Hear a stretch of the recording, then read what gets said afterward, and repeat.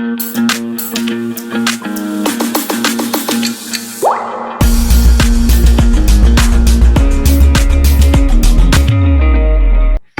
student, hello and very good afternoon to all. Welcome to Career Defense School online classes. Students, in today's lecture, we will discuss about सैनिक school exam 2019 part 2। हमने हमारे first जो session था first class थी उसके अंदर हम 51 to 66 तक के हमने क्वेश्चंस को डिस्कस किया था।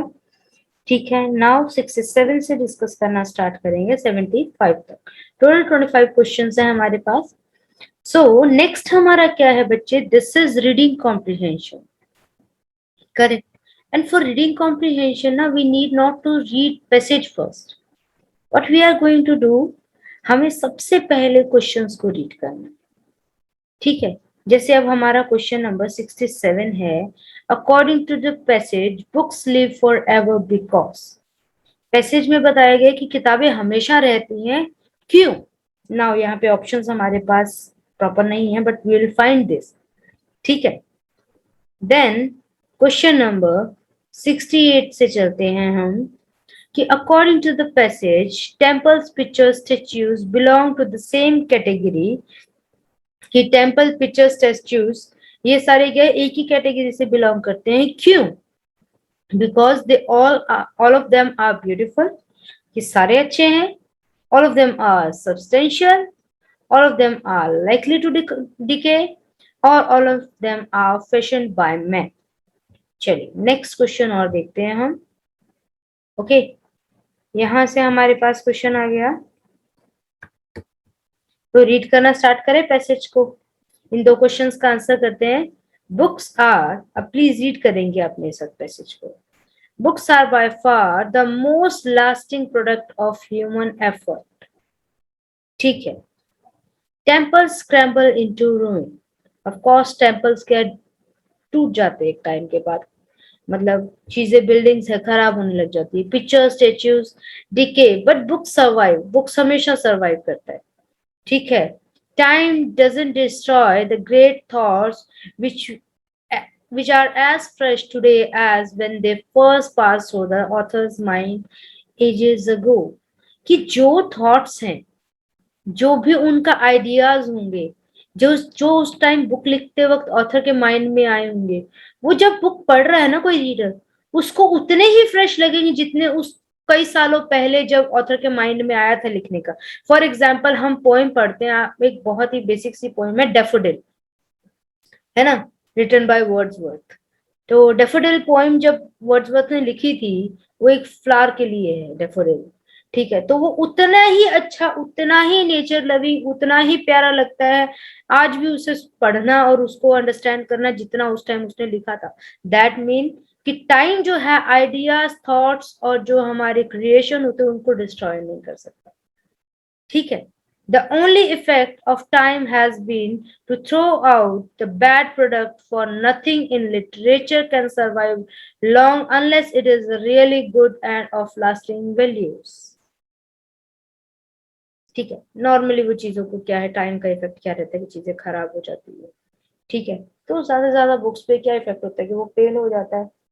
अच्छा, एक बुक फट भी जाती है बट उसका थॉट नहीं जाता, है ना, ओके, उसकी वैल्यूज नहीं जाती है।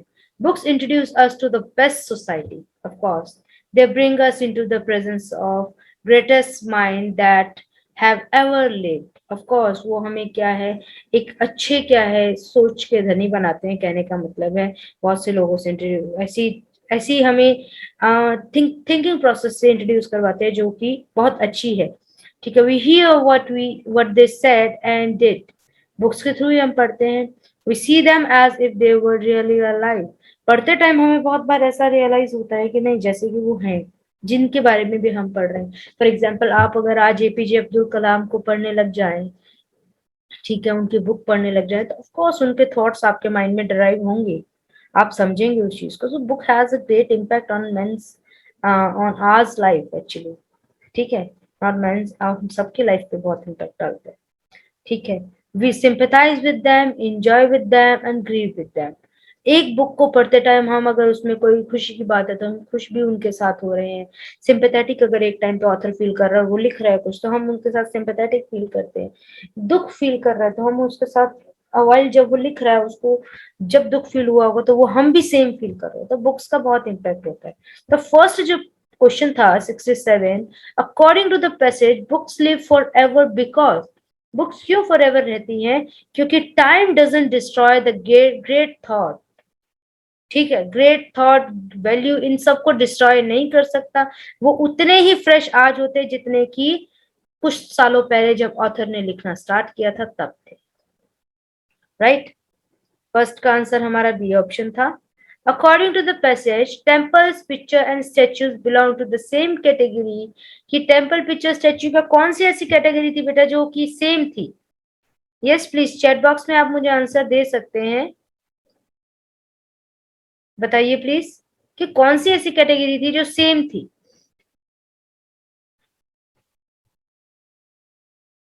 Yes, it's C. Very good, Ishan. They all of them are likely to decay. एक ना एक दिन उन्होंने खत्म हो ही जाना। करेक्ट।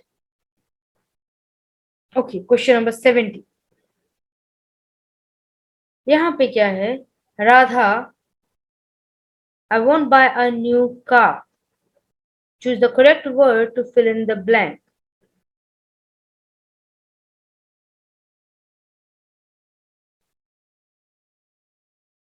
इन्होंने एक्चुअली फिल कर दिया है। राधा डैश होना था, राजा डैश हुआ buy a new car. Radha would buy new car, यहाँ पे एक्चुअली फिल कर दिया गया है, ये क्वेश्चन ढंग से लिखा नहीं गया।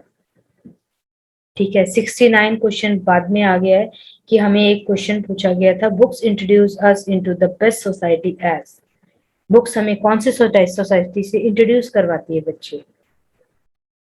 यस बच्चे, ये क्वेश्चन जो है उन्होंने ब्लैंक देने के बजाय हमें आंसर ही दे दिया ईशान, सो वो रॉन्ग था, हमें ऑलरेडी आंसर उन्होंने ऊपर फिल करके दे दिया। Books introduce us into the best society as,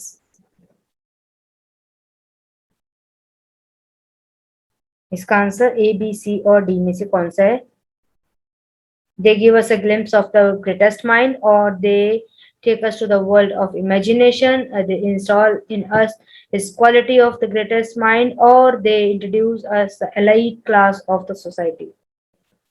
Of course, books हमें greatest mind किनको कहा गया बेटा? ऑथर्स को, उनकी जो ग्रेट इमेजिनेशन होती है, जो उनके ग्रेट थॉट्स होते हैं, उनसे इंट्रोड्यूस करवाता है, तो of course A is the right answer.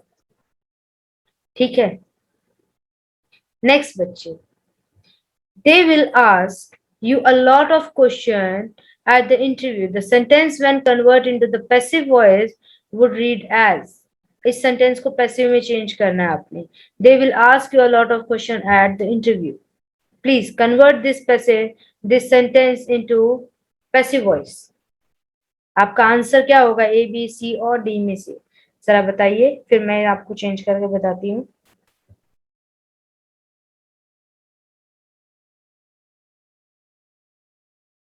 देखो, दे हमारा सब्जेक्ट है, will auxiliary ask question, you object, तो ऑब्जेक्ट को पहले आगे लेके आएंगे, वो पहले लेके आएंगे आगे, ठीक है ना। यू, विल का विल बी हो जाएगा, आस्क का आस्क्ड, फिर जो ऑब्जेक्ट टू है ये ऑब्जेक्ट वन है, ये ऑब्जेक्ट टू है, आस्क के साथ ऑब्जेक्ट टू आ जाएगा। ठीक है, ऑब्जेक्ट टू के आगे ask a lot of question at the interview, यहाँ पे आधा किया इन्होंने, लिखना था बाय देम। ये हमारा वो वाला है जो डबल ऑब्जेक्ट वाला सेंटेंस होता है, object one you, object two a lot of question at a interview. तो ऑफ कोर्स हम क्या करेंगे, ऑब्जेक्ट को तो सब्जेक्ट बना दिया, एक ऑब्जेक्ट वन को विल के साथ विल भी लगा दिया, क्योंकि पैसिव में विल भी लग जाता है। आस्क क्या है, वर्ब की थर्ड फॉर्म आ गई, वो लगा दिया, फिर जो ऑब्जेक्ट टू है वो वर्ब के साथ आ जाएगा, तो आस्क के साथ हमने a lot of question at interview लगा दिया, देन बाय देम, खत्म। Right, C is the right answer, correct. So जो क्वेश्चन दिया जाता है ना एक्टिव पैसिव में करने के लिए, सबसे पहली बात तो क्या होती है, देखो इतना सारा भी अगर ना सॉल्व करे ना, तो इसकी एक बेसिक सी ट्रिक बताती हूँ। इसमें क्या होता है, हमें रूल्स का पता होना बहुत जरूरी है, अगर रूल्स नहीं पता फिर ये ट्रिक भी नहीं वर्क करेगी। ऑफ कोर्स हमारा क्या है, यहाँ पे दिया हुआ था सब्जेक्ट प्लस, मैं इसको पेन चेंज करना चाहूंगी क्योंकि रेड कलर में दिख जाएगा, वरना ब्लू में ब्लू हो जाएगा, सब्जेक्ट प्लस विल शैल होता है ना अगर एक्टिव में, प्लस ऑब्जेक्ट होता है। तो जब पैसिव में चेंज करते हैं ना तो विल शेल के साथ ना हम क्या लगाते होते हैं, क्योंकि वर्ब की फर्स्ट फॉर्म चाहिए तो बी लगाते हैं, और वर्ब की थर्ड फॉर्म में कन्वर्ट कर देते हैं जो पहले हमारे पास वर्ब होती है। ठीक है, जो ये वर्ब की फर्स्ट फॉर्म इसको थर्ड में। तो अगर आप ऑप्शंस में देखो ना तो यहाँ पे आर है, तो विल का तो विल भी बनना चाहिए था, ये भी नहीं बना। वर है, वर्बिंग, विल भी बनना चाहिए था, ये वर्बिंग का मतलब क्या है, आर बीइंग, ये भी नहीं बन रहा। तो सिंपल सा यहाँ पे विल है, विल बी में कन्वर्ट होना है, हमें 1 मिनट से भी कम लगता है, हमें हमारा आंसर मिल जाता है। ये तो मैंने पहले सॉल्व करके बताया आपको। अदरवाइज अगर मैं शॉर्ट ट्रिक की बात करूं एक्टिव पैसिव की, तो अगर यहाँ विल है, विल बी है, तो देखो चारों में विल बी किसमें है, इसमें है, खत्म बात। ठीक है, सो इजी टू फाइंड। कभी कभी तो क्वेश्चंस इतने इजी हो जाते हैं, अगर इन ट्रिक्स को फॉलो करोगे तो बहुत इजी हो जाएगा आपके लिए इनको फाइंड करना भी है। Right, next question number 72। 72 में क्या है, the phrase is cold blooded. What is the meaning of cold blooded? अगर हम न्यूज भी देखते हैं, हमें बहुत बार लिखा था कोल्ड ब्लडेड मर्डर, है ना, लिखा आता है कि नहीं आता है ना। तो मतलब क्रुएलिटी से कुछ करना, तो क्रुअली, है ना, मतलब निर्दयी तरीके से। ओके, क्लियर है बच्चे। Next, choose the correct word to fill in the blank. Again हमें क्वेश्चन दिया है, the workers went out of the factory dash to hold a protest rally. हाँ जी, हमारा आंसर क्या होगा? Workers went out of the factory dash to hold a protest rally.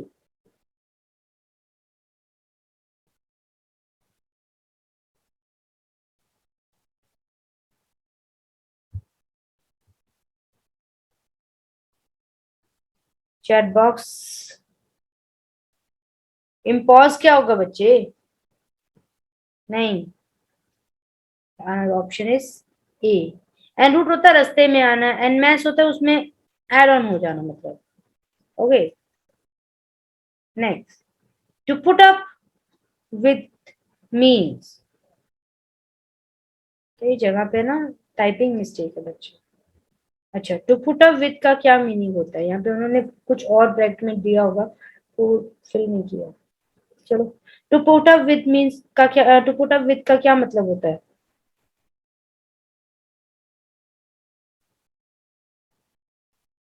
Continue करना, to prolong, right.